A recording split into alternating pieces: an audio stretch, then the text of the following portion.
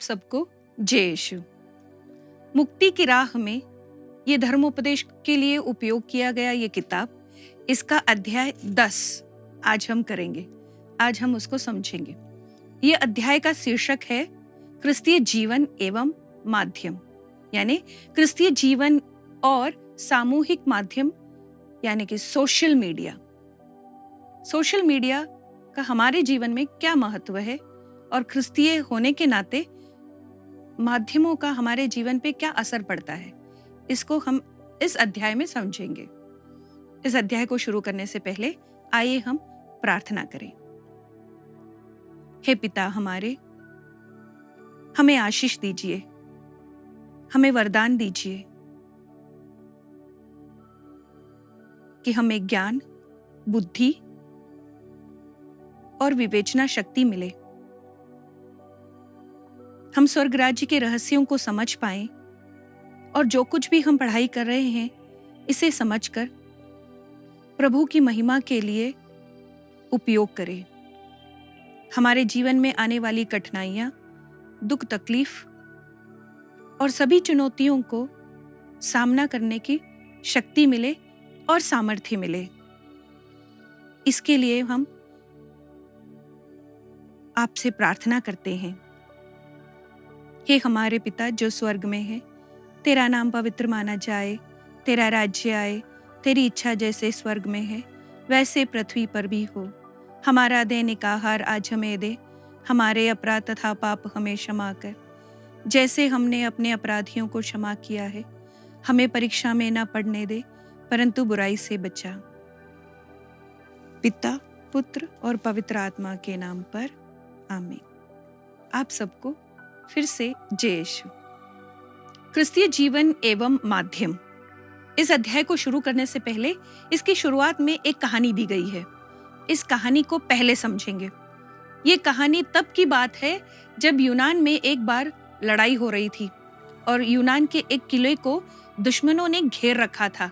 दुश्मन के सैनिक पूरे घेरा बंद करके किला को बंद कर रखा था और यूनान के जो लोग थे उन्होंने किले को इस तरह से सुरक्षित रखा था कि कोई भी दुश्मन का सैनिक अंदर नहीं आ पाया और ना ही वो किले को काबू में ले सके।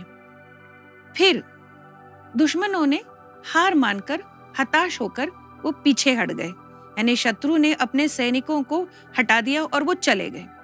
खुश होकर यूनान की सारी प्रजा खुशी मनाई और वो सोचे कि चलो शत्रु चले गए तो हम बच गए।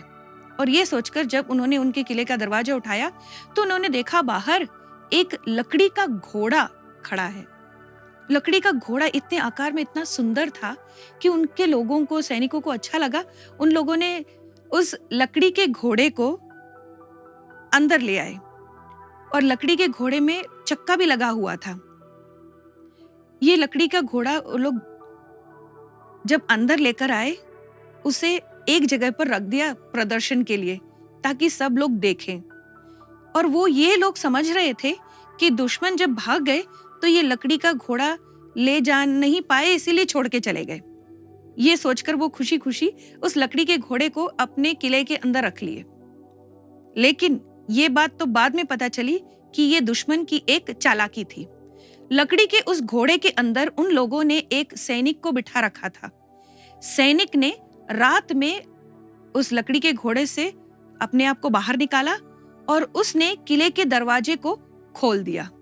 जब किले का दरवाजा खुल गया तो दुश्मन के जो सैनिक थे, जो तैनात थे, छुपे हुए थे, वो लोग आकर उन्होंने आक्रमण कर दिया और रात में सोई हुई यूनानी प्रजा को कब्जे में ले लिया।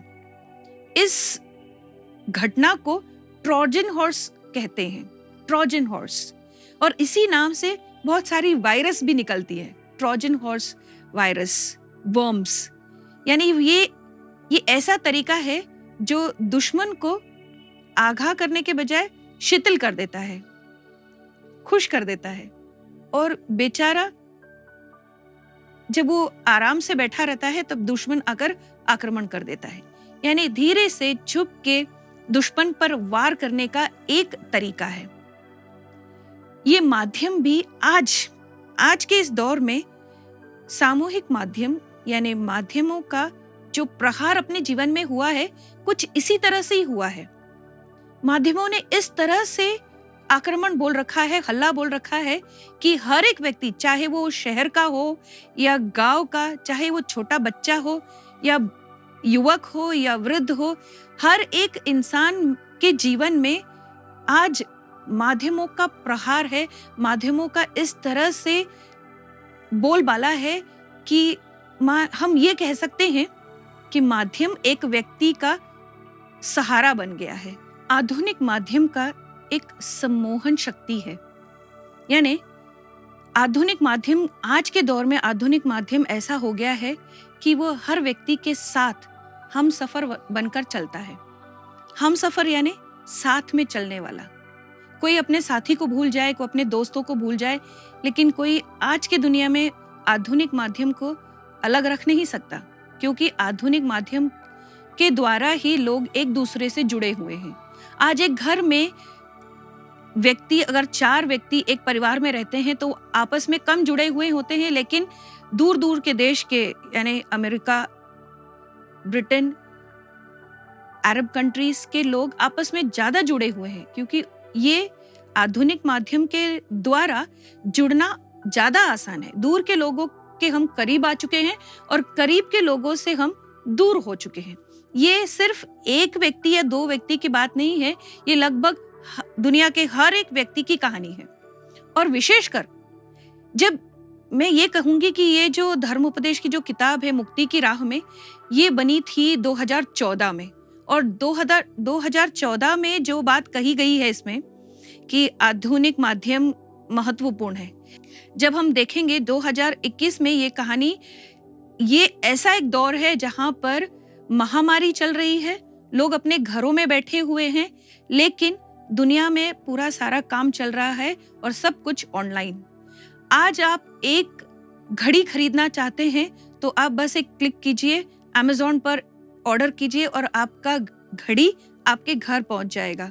आपके खाने की वस्तुएं, आपकी जो कुछ भी शॉपिंग की जरूरतें हैं, वो सारी ही आज आपके घर के दरवाजे पर पहुंच सकती है। बस आपके पास पैसा होना चाहिए। ये है आज के दौर में, इस महामारी के दौर में माध्यमों का जो असर अपने जीवन में हुआ है।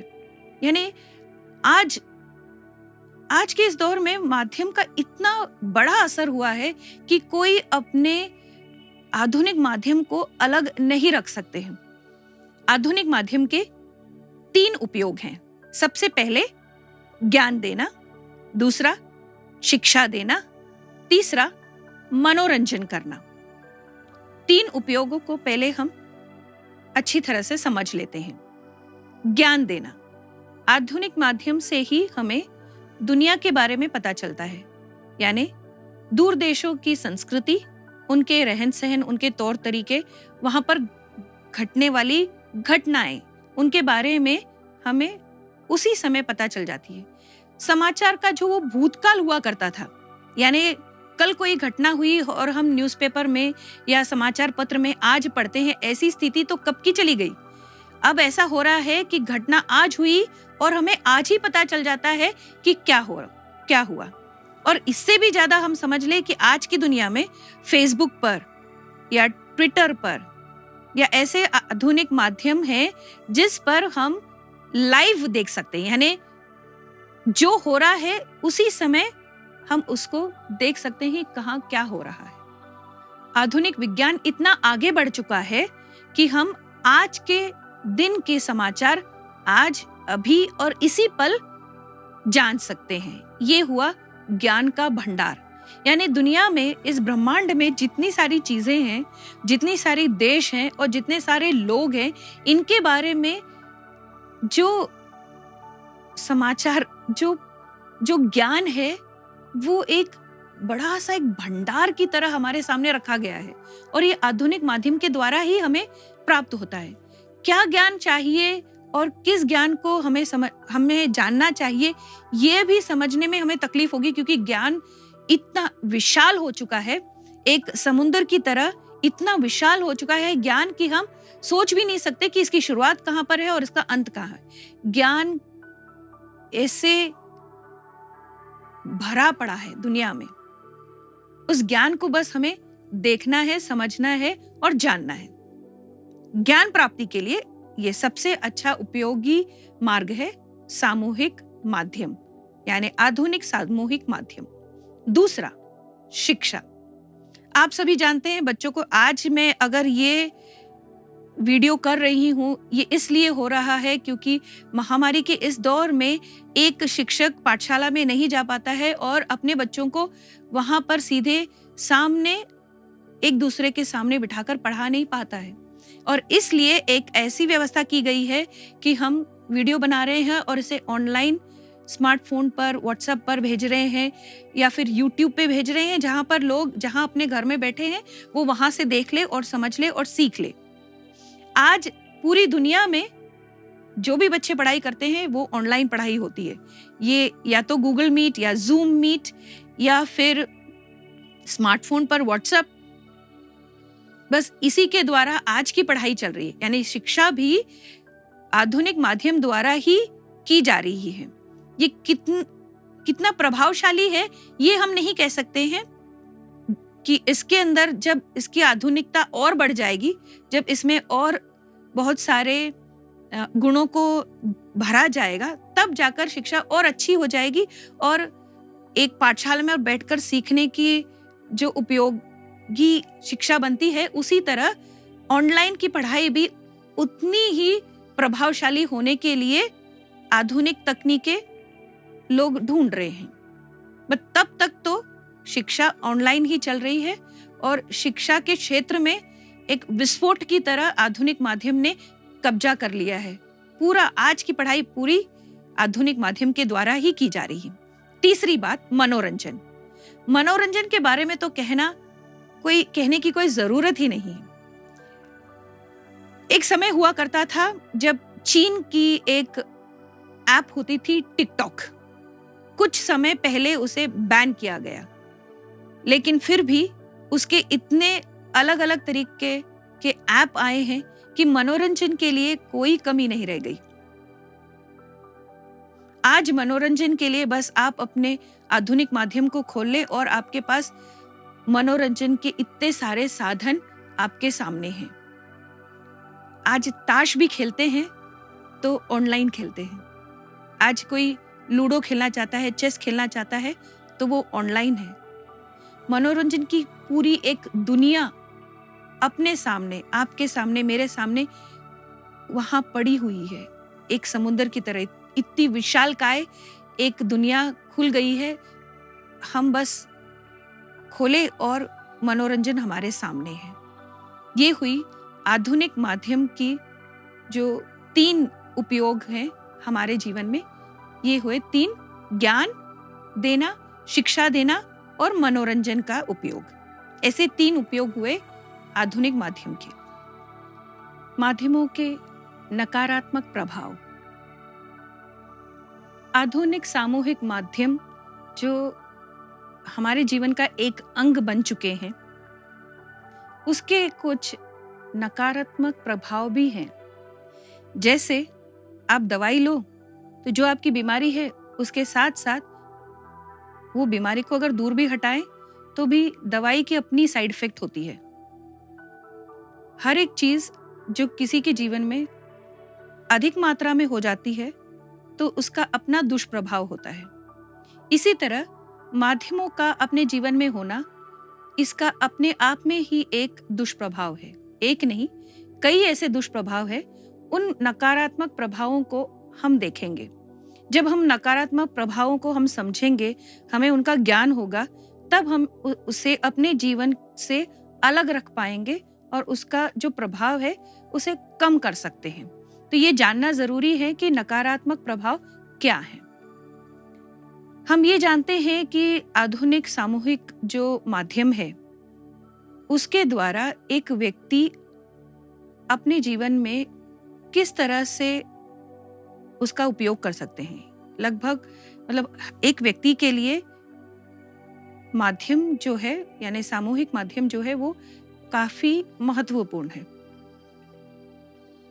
निराशा में बंधे हुए लोग अपने आधुनिक माध्यमों के द्वारा कला, साहित्य, संस्कृति, सांस्कृतिक कार्यक्रमों के द्वारा वो अपने आप की निराशा से उभर सकता है। हर व्यक्ति के जीवन दर्शन यानी अच्छे जीवन दर्शन पाने का एक उपाय सामूहिक माध्यम है। अच्छे विचारों का बीजारोपण करने का एक तरीका भी है। इस आधुनिक माध्यम के द्वारा हम अच्छे विचारों को लोगों में फैला सकते हैं। बहुत सारी अच्छी गुणों के अलावा जो नकारात्मक प्रभाव है वो ऐसे समझेंगे। कोई भी चीज जो लोग पसंद करते हैं उसमें व्यवसाय का एक ऑप्शन आता है। यानी जो चीज लोग पसंद करते हैं उसका व्यवसाय बन सकता है। अगर व्यवसाय है तो व्यापार है, और अगर व्यापार है तो उसमें अधिक फायदा और अधिक फायदा देखने का भी तौर तरीका बन जाता है। यानी व्यापारी लोग अपने फायदे के लिए सामूहिक माध्यम को अगर उपयोग करते हैं तो उसमें नकारात्मक प्रभाव पड़ता है, क्योंकि आधुनिक माध्यम हमारे जीवन का एक अंग बन चुका है। इसलिए हर एक व्यक्ति पर इसका प्रभाव पड़ता है, जैसे कि खान पान, वेशभूषा, जीवन को जीने का तरीका और संस्कार, यानी अपने जीवन के मूल्य जो भी हैं वो हमें माध्यमों के द्वारा अगर प्राप्त होता है। यानी अगर हर एक व्यक्ति माध्यमों के प्रभाव से अगर इन सारी चीजों का निर्णय करता है तो उसके जीवन में ये नकारात्मक प्रभाव है। यानी जो चीजें माध्यम हमें बताती हैं हम उसे अंधविश्वास के साथ अगर उसको ले अपने जीवन में, तो वो हो गया इसका नकारात्मक प्रभाव। ऐसे देखा जाए तो मार्केट में आने वाली नई नई चीजों का ज्ञान हमें माध्यम ही देते हैं। कुछ भी चीजें हैं उनका ज्ञान हमें माध्यम ही देते हैं, लेकिन उसका हमारे जीवन में उपयोग करना किस तरह से हम उसका मूल्यांकन करते हैं ये हमारे ऊपर निर्भर होना चाहिए, माध्यमों के ऊपर नहीं। जब ये माध्यमों के ऊपर यानी व्यापार के ऊपर, व्यवसाय के ऊपर निर्भर हो जाता है तब जाकर ये अपने जीवन में बुराई बन जाती है। यही नहीं, माध्यमों का असर हमारे जीवन में इतना ज्यादा हो जाता है कि कभी कभी लोग इसके आदी हो जाते हैं, यानी लत लग जाती है। जिस तरह से कोई व्यक्ति को शराब पीने की लत लगती है या सिगरेट फूंकने की लत लगती है, उसी तरह से आधुनिक माध्यमों में लगे रहना, उसमें जुटे रहना, उसी पर ही ध्यान देना, अपने सारे कामकाज को अलग रखना। जैसे कोई बच्चा उसे पढ़ाई करना चाहिए, उसकी पढ़ाई में ध्यान देने के बजाय अगर वो आधुनिक माध्यमों में ही लगा रहे तो वो उसके लिए एक लत हो गई, वो उसका आदी हो चुका है। वो ये समझ नहीं पाता है। वो व्यक्ति जिसे आधुनिक माध्यमों का लत है, उसे ये नहीं समझ में आता है कि उसे अपने समय पर अपना कार्य करना चाहिए, अपने जीवन को संभालना चाहिए। इसके बजाय वो बस आधुनिक माध्यम में ही घिरा हुआ है और उसका पूरा जीवन, पूरा समय उसी में बिगाड़ दे जा रहा है। ऐसा ये एक हो गया नकारात्मक प्रभाव, यानी ये दुष्परिणाम हो गया माध्यमों का, हमारे जीवन का अंग होने का एक दुष्परिणाम हो गया। ये दृश्य श्रव्य माध्यमों का हमारे जीवन में एक महत्वपूर्ण स्थान है। वो चाहे समाचार पत्र हो, टीवी हो या मोबाइल फोन हो, इंटरनेट हो, ये सारी चीजें लगभग हमारे जीवन का एक अंग बन चुकी है और इसका निषेध हम नहीं कर सकते। वही नहीं, इससे जो आने वाली बुराइयां है या नकारात्मक जो असर हमारे जीवन में होता है उसका भी हम निषेध नहीं कर सकते। हम ये जरूर कर सकते हैं लेकिन कि हम इसका मूल्यांकन कर सकते हैं।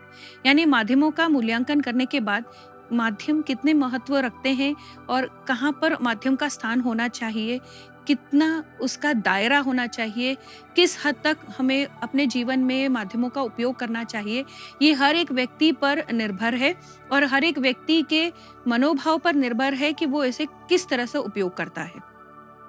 हम ईसाई होने के नाते हमारे जो सुसमाचार के मूल्य हैं, जो प्रभु वचन है उसके आधार पर अगर हम अपना जीवन जीते हैं तो हमें ये समझना जरूरी है कि क्या अच्छा है और क्या बुरा, क्या सही है क्या गलत, किस हद तक कोई भी सामूहिक आधुनिक माध्यम हमारे जीवन में क्या महत्व रखते हैं और किस हद तक महत्व रखते हैं, ये हमारे आंतरिक मूल्यों पर निर्धारित होना चाहिए।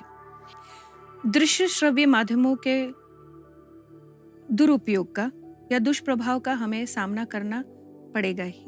ऐसे दुष्प्रभाव में से एक है कि देखा जाता है कि बहुत सारे लोग दृश्य श्रव्य माध्यमों के गुलाम बन जाते हैं, अपना सारा कामकाज छोड़ के वह इसी के पीछे लग जाते हैं, जो अपने कार्यों पर ध्यान नहीं देता और दृश्य या श्रव्य माध्यम के पीछे, या अगर सरल लफ्जों में कहा जाए तो अगर कोई स्मार्टफोन में ही अपने कार्यों को छोड़ के स्मार्टफोन में ही लगा रहे तो उसके जीवन में जो होने वाली प्रगति होगी वो नहीं होगी।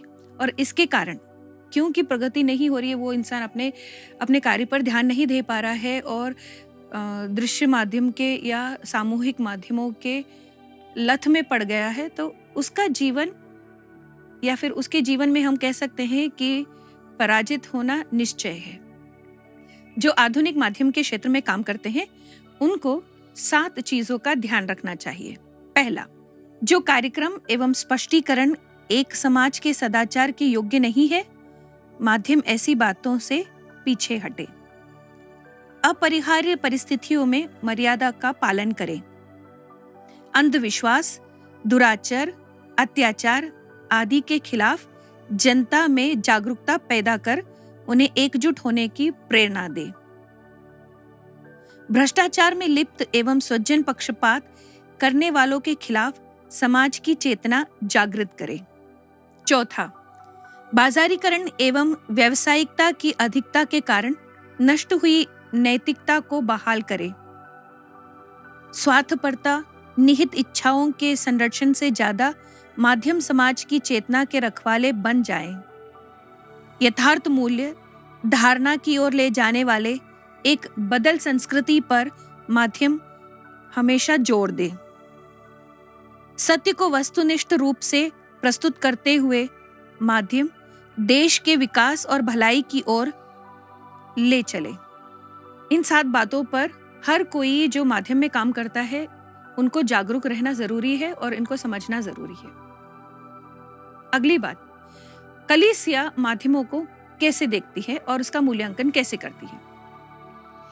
कलीसिया के अनुसार इंटर मेरिफिका नाम के एक डॉक्यूमेंट में कहा गया है कि हर एक आधुनिक माध्यम ईश्वर की देन है। हमारे जीवन में यानी कलीसिया के जीवन के लिए ये एक उपहार है।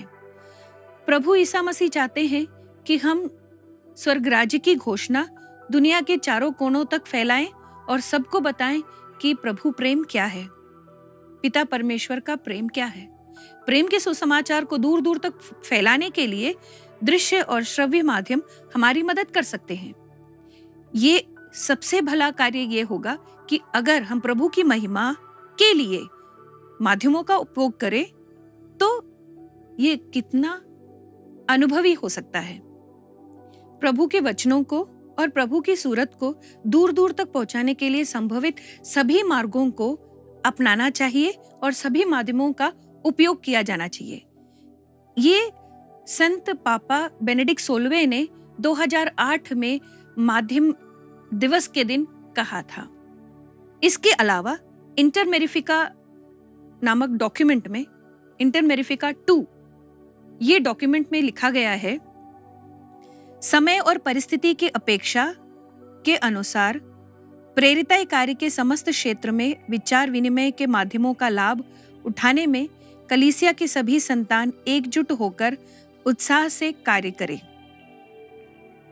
ये सोचना उचित होगा कि मनुष्य के भावात्मक सत्ता को छूने वाली या प्रभावित करने वाली सभी माध्यम का उपयोग हम अपने प्रभु के वचनों के लिए, प्रभु की महिमा के लिए अगर हम उपयोग कर सकते हैं तो ये कितना अच्छा होगा। वो चाहे रेडियो, टीवी, समाचार पत्र, इंटरनेट, मोबाइल फोन्स और सभी दृश्य श्रव्य माध्यम जिसमें संस्कृति और कला का उत्पन्न होता है, जैसे सिनेमा, नृत्य, नाटिका, गीत, संगीत, ये सभी का समावेश है।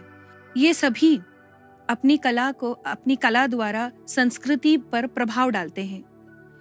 अगर हम अपने प्रभु के वचनों के फैलाव के लिए, अपने स्वर्ग राज्य के प्रचार के लिए इन माध्यमों का उपयोग करें तो ये ज्यादा बेहतर होगा, सदुपयोग होगा।